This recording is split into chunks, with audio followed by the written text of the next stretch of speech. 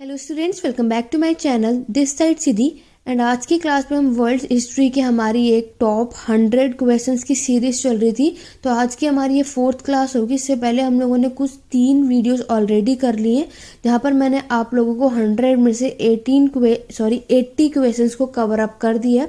तो आज हम बाकी के क्वेश्चंस को कवर अप करने वाले हैं। तो आज की वीडियो में मैंने इजिप्ट सिविलाइजेशन का टॉपिक रखा है, जहाँ पर मैं आप सबके लिए इजिप्ट सिविलाइजेशन यानी कि मिस्र की सभ्यता से रिलेटेड क्वेश्चंस लेकर के आई हूँ। इससे पहले जो मैंने आप लोगों की 3 वीडियोस लेके आई हैं, एक वीडियो में मैंने आपको चीन की सभ्यता से रिलेटेड क्वेश्चंस कराए हैं। आप चाहे किसी भी एंट्रेंस एग्जाम की तैयारी कर रहे हो, कॉम्पिटेटिव एग्जाम की तैयारी कर रहे हो, तो वर्ल्ड हिस्ट्री का ये टॉपिक बहुत इंपॉर्टेंट है और यहाँ से आपको क्वेश्चन देखने को ज़रूर मिलते हैं। और ये वीडियो आप सबके लिए बहुत ही ज़्यादा हेल्पफुल होने वाली है। अगर आप लोगों ने इससे पहले की जो 3 वीडियोस मैंने कराई है, अगर आप लोगों ने वो सीरीज़ नहीं देखी है, तो आप लोगों को वर्ल्ड हिस्ट्री का नीचे डिस्क्रिप्शन बॉक्स में लिंक मिल जाएगा, नहीं तो आप जा करके प्लेलिस्ट में वर्ल्ड हिस्ट्री की में चेकआउट कर सकते हैं और उन वीडियोस को देख सकते हैं।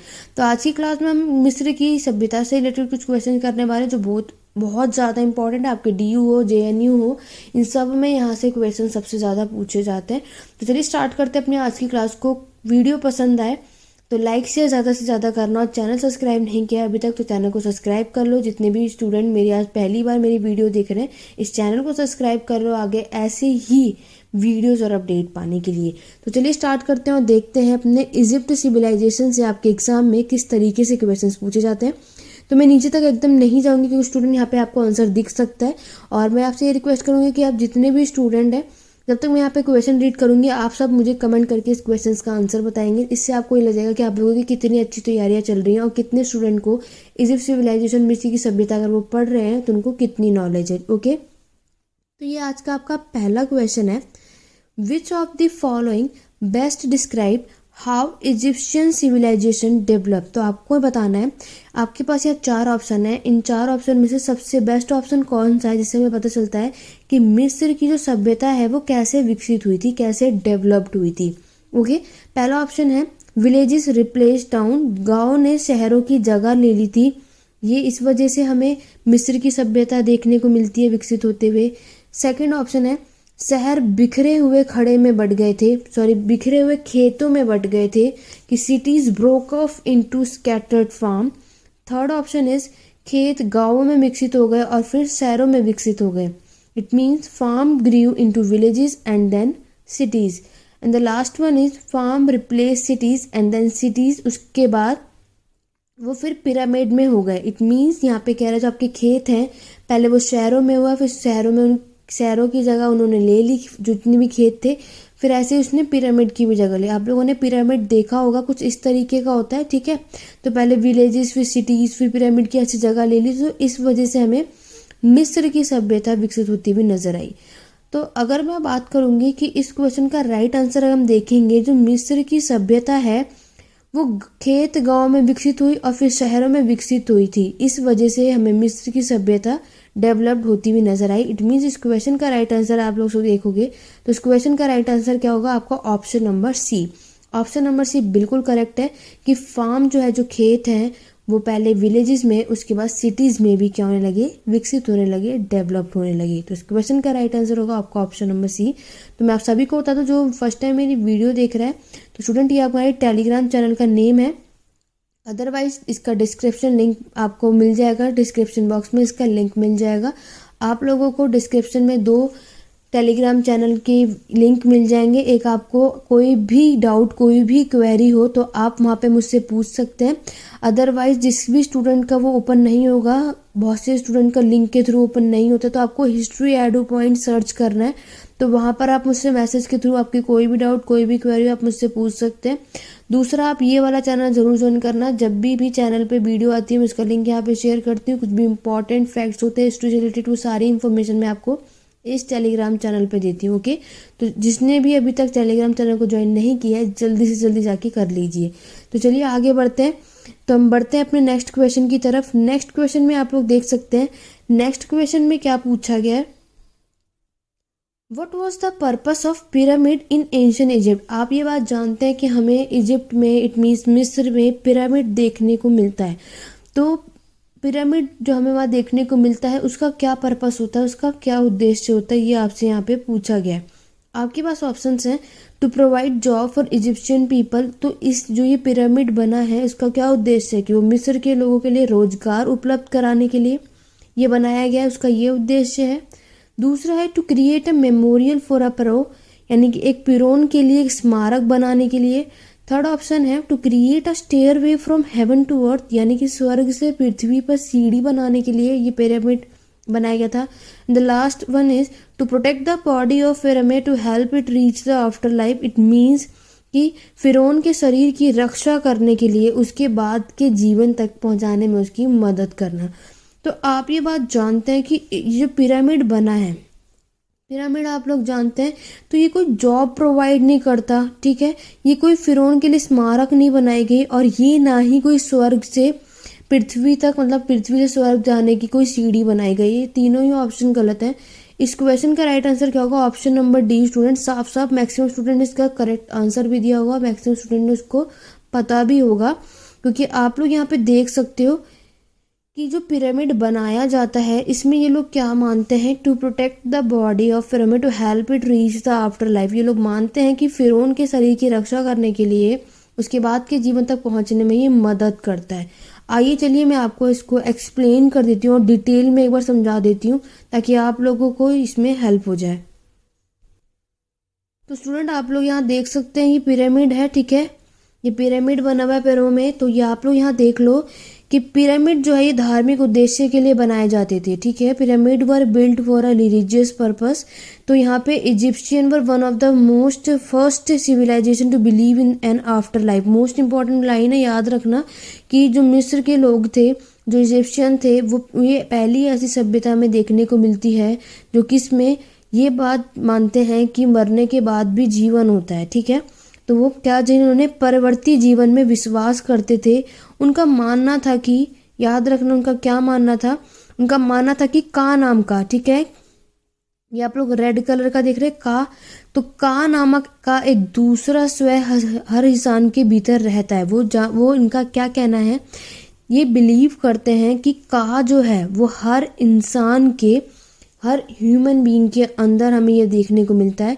जब भौतिक शरीर समाप्त हो जाता है और का के ने अनंत जीवन का आनंद लिया, इसने यहाँ पे इनका पूरा क्या कहना है कि ये लोग विश्वास रखते हैं कि यहाँ पे लोग मरने के बाद भी इनका जीवन है, लाइफ है, ठीक है।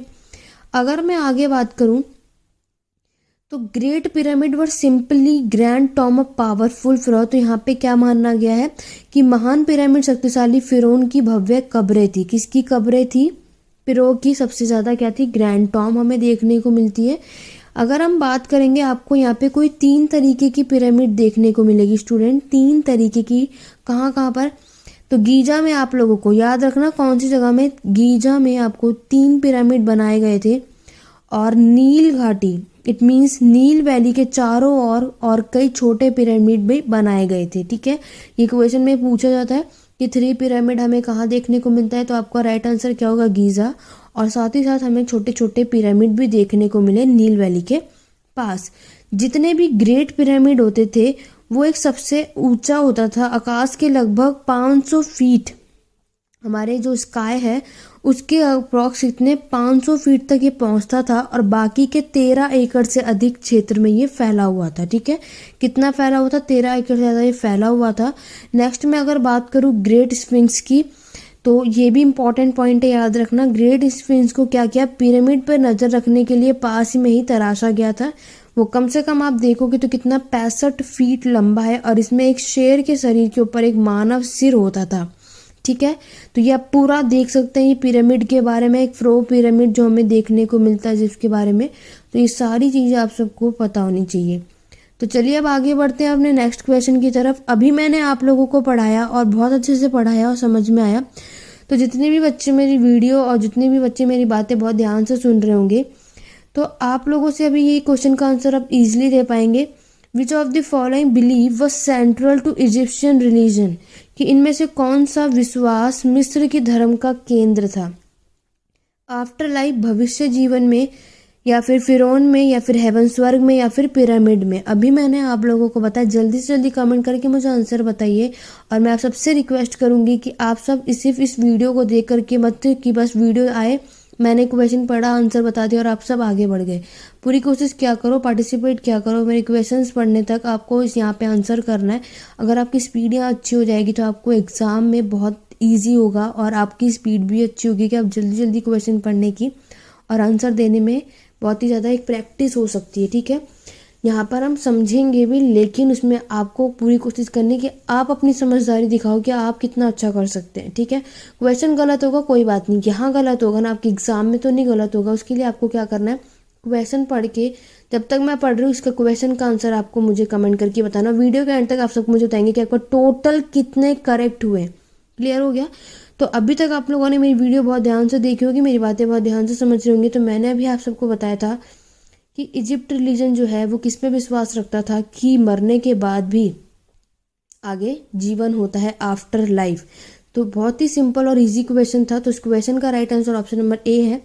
आप लोग देख सकते हैं बहुत सारे स्टूडेंट इसमें कंफ्यूज भी जाते हैं, क्योंकि इसमें हमने फिरौन के बारे में भी पढ़ा, पिरामिड के बारे में भी पढ़ा। ठीक है, तो यहाँ पे बहुत से कंफ्यूज हो जाते हैं कि यही आंसर होगा, हम इसी ने ये बातें पढ़ी, लेकिन आपको क्वेश्चन बहुत ध्यान से पढ़ना है, देन फिर आपको ऑप्शंस पे आना है। क्लियर हो गया? तो चलिए आगे बढ़ते हैं। लाइक शेयर करना बिल्कुल भी मत भूलना, जल्दी से जल्दी एक बार लाइक शेयर कर दो। जितने भी सोशल मीडिया आपके, टेलीग्राम चैनल पे, इंस्टाग्राम पे, आपका जितना भी ग्रुप है, स्टडी ग्रुप, वहाँ पे शेयर कर दो, ताकि आपके और भी यहाँ पे फ्रेंड्स आगे जुड़े। मुझे भी बहुत अच्छा लगेगा कि बहुत से स्टूडेंट मेरे साथ जुड़े हुए हैं और मेरी वीडियोज उन सभी के लिए हेल्पफुल हो रही है। आगे बढ़ेंगे फिर अपने नेक्स्ट क्वेश्चन की तरफ। तो स्टूडेंट ये रहा आपका नेक्स्ट क्वेश्चन है। जब तक हम इसे पढ़ेंगे तब तक जल्दी से इस क्वेश्चन का आंसर मुझे बताना है कमेंट करके। क्वेश्चन में पूछा गया है 1922 में खोजे गए किस मकबरे ने हमें मिस्र के दफन प्रथाओं और विश्वासों के बारे में बहुत कुछ सिखाया है। Whose tomb discovered in 1922 taught us much about Egyptian burial practice and belief। तो आपको बताना है इसमें से कौन सी वो टॉम्ब है, कौन सा मकबरा है जो 1922 में जिसकी खोज हुई थी और जिसकी वजह से हमें इजिप्ट के ब्यूरियल प्रैक्टिस और बिलीफ के बारे में बहुत सारी चीज़ें पता चलती हैं। आपके ऑप्शंस हैं रानी हतेशेपसूत, राजा तूतनखामेन, या फिर रामसेस द ग्रेट, या फिर थेम्स का अहोम्स। तो जल्दी से बताओ इसमें से राइट आंसर क्या होगा। कौन सी जो टॉम्ब है, कौन सा मकबरा आपको 1922 में खोजा गया था और उससे हमें मिस्र की दफन प्रथाओं और विश्वासों के बारे में सिखाया गया था। तो इस क्वेश्चन का राइट आंसर क्या होगा? ऑप्शन नंबर बी होगा, राजा तूतनखामेन। ठीक है, तो राजा तूतनखामेन आप लोग देखोगे इसका राइट आंसर होगा।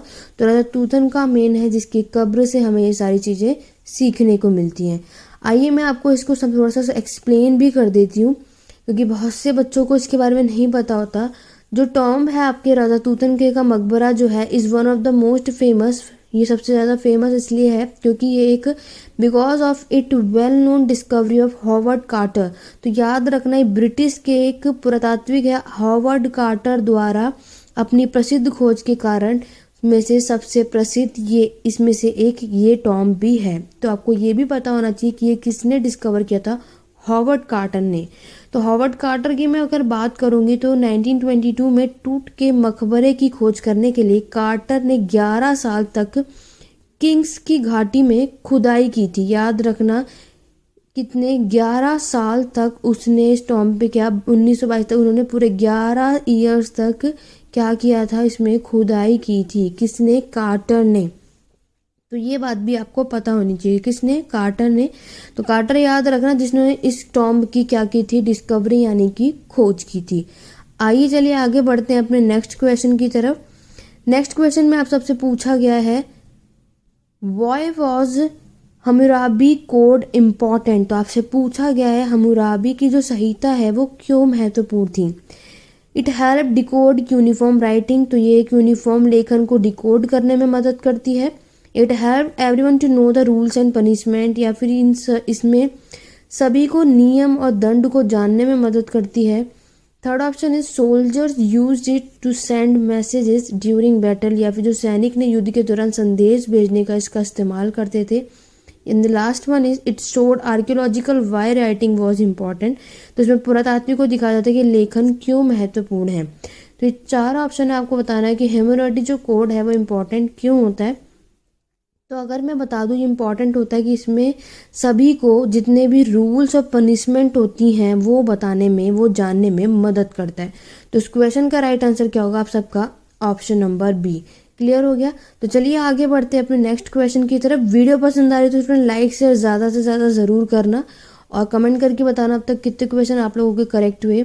यहाँ नेक्स्ट क्वेश्चन आपसे पूछा गया है, what job employed the most people in Egypt? मिस्र में किस नौकरी ने सबसे अधिक लोगों का रोजगार दिया था? मर्चेंट यानी व्यापारी, स्क्राइब यानी लिपिक स्क्राइब होते हैं जो स्टूडेंट लिखते हैं, ठीक है।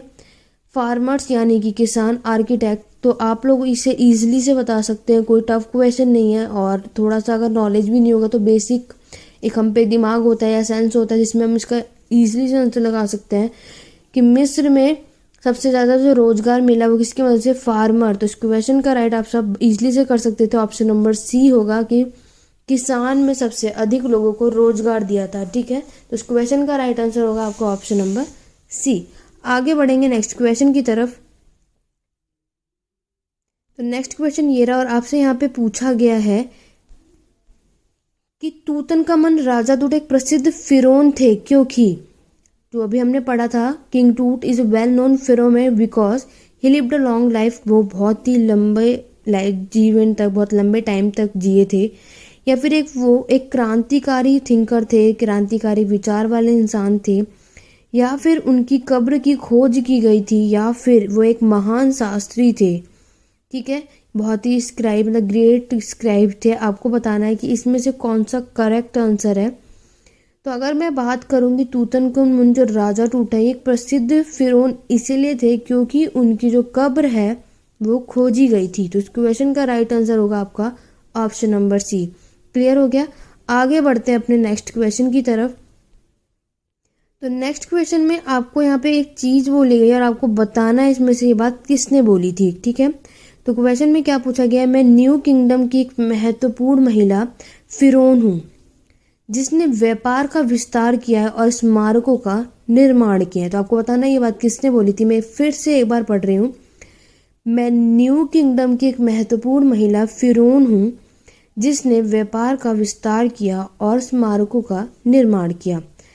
तो I am an important female फिरौन of the new kingdom. Female फिरौन है न्यू किंगडम की, वो expanded trade and built monument, जिसने क्या करा है? व्यापार तो एक्सपेंड कराया और मॉन्यूमेंट्स भी बनवाए। ये बात किसने बोली है? आपके ऑप्शन यहाँ देख सकते हो, हेथेस्फेट ने, क्लियोपेट्रा ने, या फिर तूतनखामुन ने, या फिर रामसेस द ग्रेट ने। तो जल्दी से कमेंट करके बताओ क्योंकि इस तरीके के स्टेटमेंट क्वेश्चंस भी पूछे जाते हैं। वर्ल्ड हिस्ट्री में आना आपको बहुत ही ज़्यादा ज़रूरी है।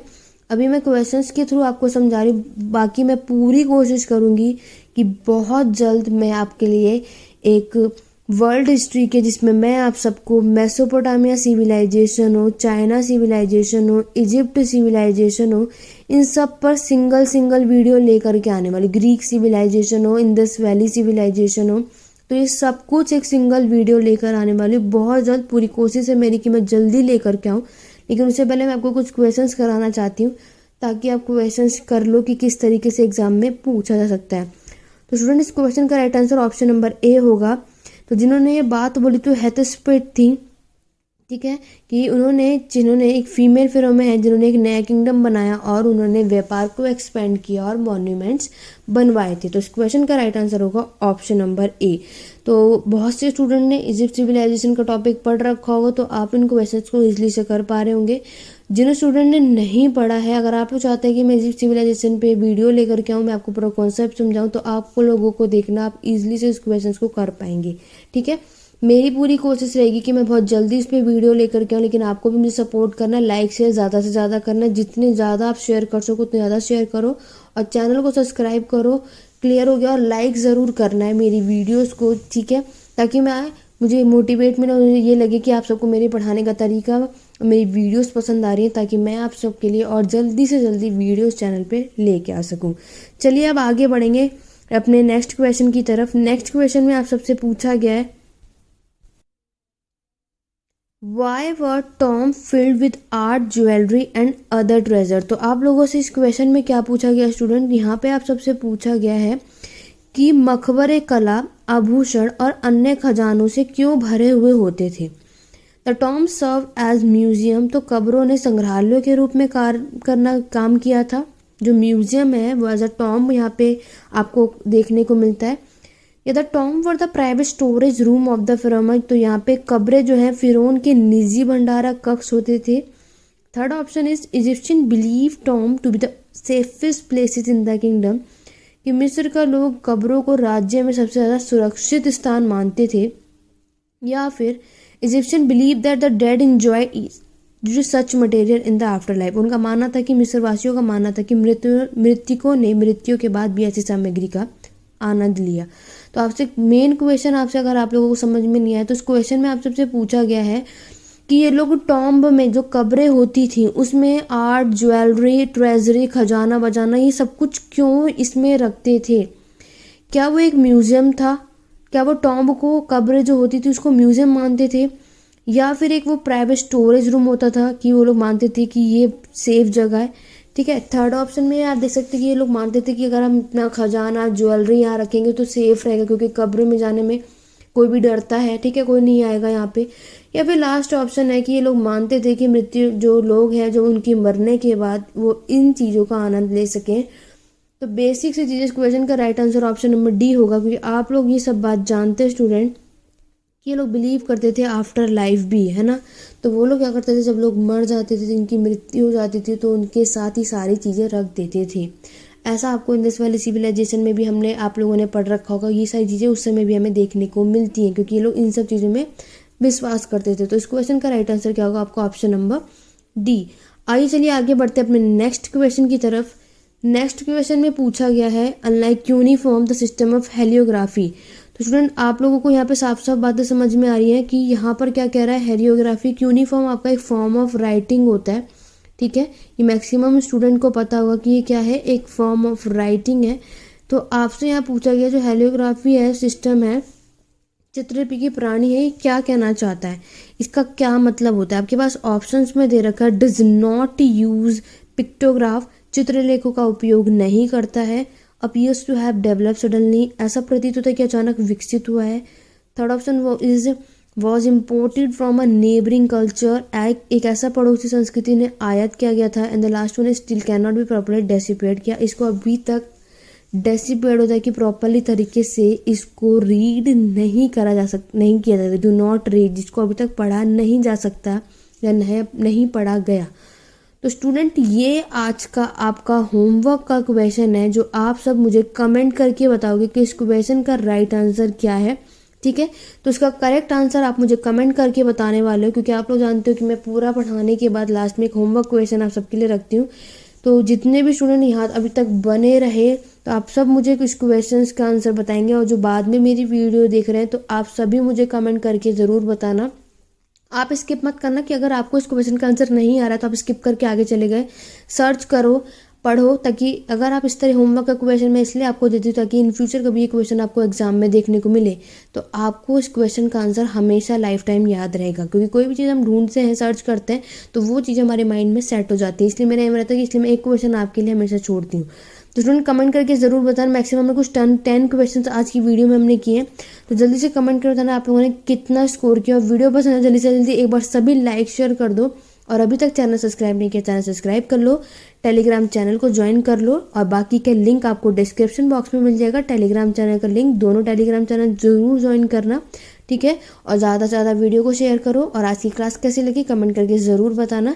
चलिए मिलते हैं अपने नेक्स्ट वीडियो में बाकी की, और आज की क्लास कैसी लगी कमेंट करके बताना। चलिए आज की क्लास में बस इतना ही। Thank you for watching.